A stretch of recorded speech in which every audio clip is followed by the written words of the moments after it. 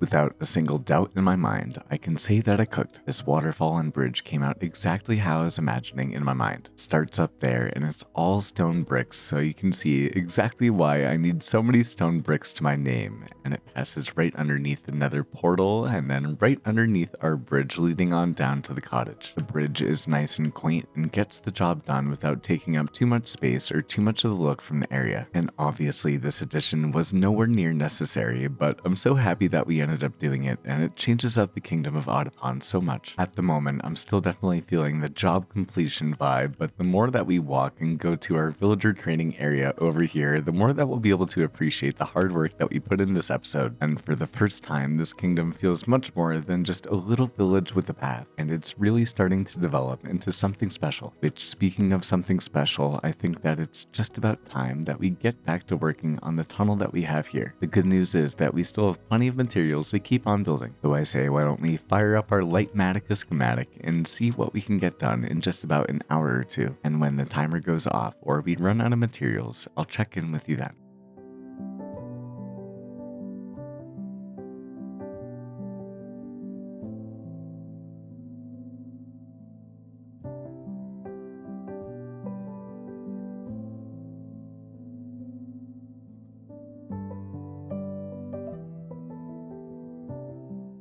Be honest with you, I'm standing here pretty shocked because although we've been steady at work for about 5 or 6 hours now, I've gotten so much more work done than I ever thought I was going to. You see, this part of the tunnel over here with the pillars and the lanterns is as far as I've gotten in my Lightmatica schematic, and man does it look pretty with all of the white blocks, but I haven't done anything else in my creative world, and besides that, we're out of quartz, so there's nothing else we can do for this build yet at the moment. But I'm honestly so shocked I wasn't expecting to get this far in the build for another month or so, and so I will say it's quite a good feeling to have that done and we can continue to work on it in the future. But not only that, as you've seen in the cinematic, we also got to finishing the texturing on our monorail. I've completed the entire thing more or less, because although there might be a cobblestone spot every once in a while, if we get around to building in the area, we can just fix it up then. I really am so happy with the progress that we have so far in the episode, and it's just about time that we start making the main build for today's episode. Although I'm still not quite sure what we're going to be building, I still have to build it in build school, so I'm going to get around to doing that, and I'm excited to see what I end up making. And who knows, while I get to doing that, I might end up getting to doing one other project here in Audipon. So consider leaving a like on the video, and I say let's get back to building something wonderful in this incredible kingdom.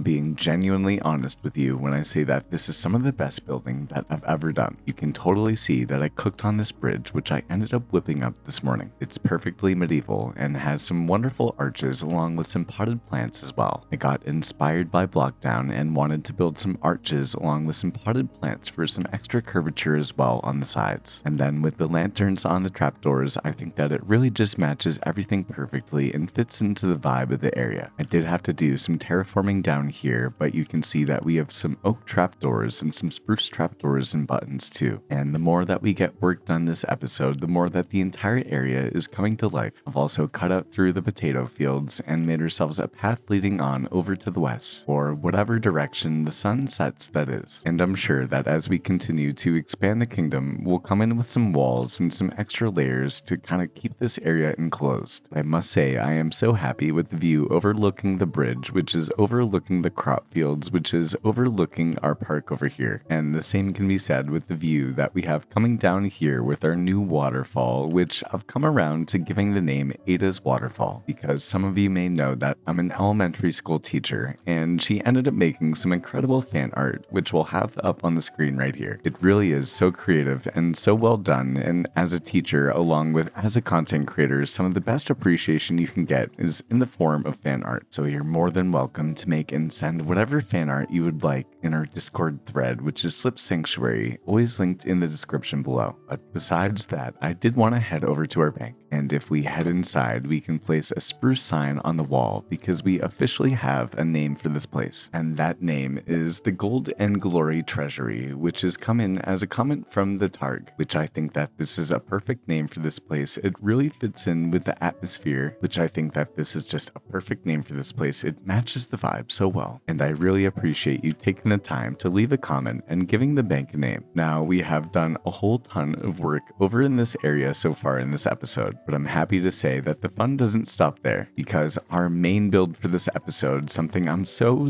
excited to put in this world, is going to be a clock tower. The only way that I know how to get to the top at the moment is to go up the waterfall, but I'm sure we'll get around to building some pathways in the area at some point. But over here at the top, you can see that we already have all of the materials that we'll need for the build, and I'm so excited to put this guy into this area overlooking the entire kingdom. And better yet, I think that it's one of the best builds that I've ever made. So if you're still here, consider leaving a like on the video, and without further ado, let's put something absolutely incredible into this world.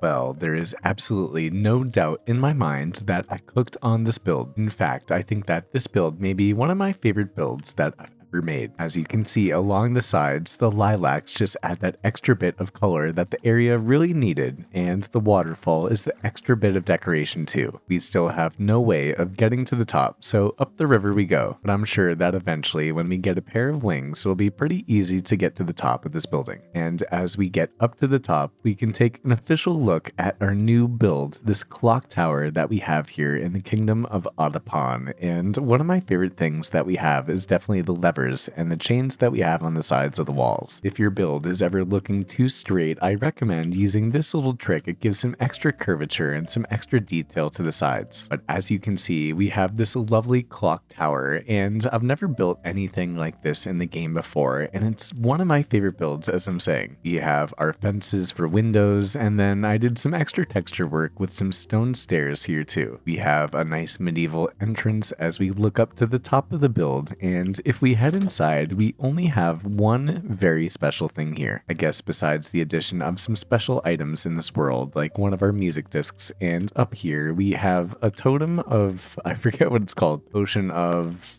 I'm not sure. You'll have to let me know in the comments. But right here in this area, we have our first ever set of enchanted diamond gear in the world. You can see that I've gotten around to putting on a new set of diamond gear, but this pair that we have right here will always be very special in the world. As we've discussed multiple times, this is a forever world, a world that I hope to give to my kids one day, and so this is going to be a priceless item for them to see eventually. But besides that, and some banners on the walls, you can see that this is all of the space that we have for our interior. And as we step outside, you can see that this place has really started to become a sprawling kingdom in these lands in front of us. I do think that we're going to have to add some other waterfalls into this kingdom. In particular, I'm thinking over here by our starter house in between the tunnel that we have here too. But this, ladies and gentlemen, is what I've been able to accomplish in 1,000 days in Minecraft survival. As you can tell, we haven't gotten around to fighting the end dragon yet, but I'm still really in no rush to do so. We have plenty of more stories and lots of more adventures to be had in this world, so I say why rush it? And I say why not invite some players over to the kingdom at some point. Maybe we can have some sort of water event down the river. But besides that, I would say that we've gotten a hefty amount of progress done in the world for this episode. If you enjoyed this video, and if you enjoy my company, I highly recommend you taking a look at the video that you have on the screen right here. But with 1,000 days completed in this kingdom, I assure you, we have tons and tons more projects to do. And so,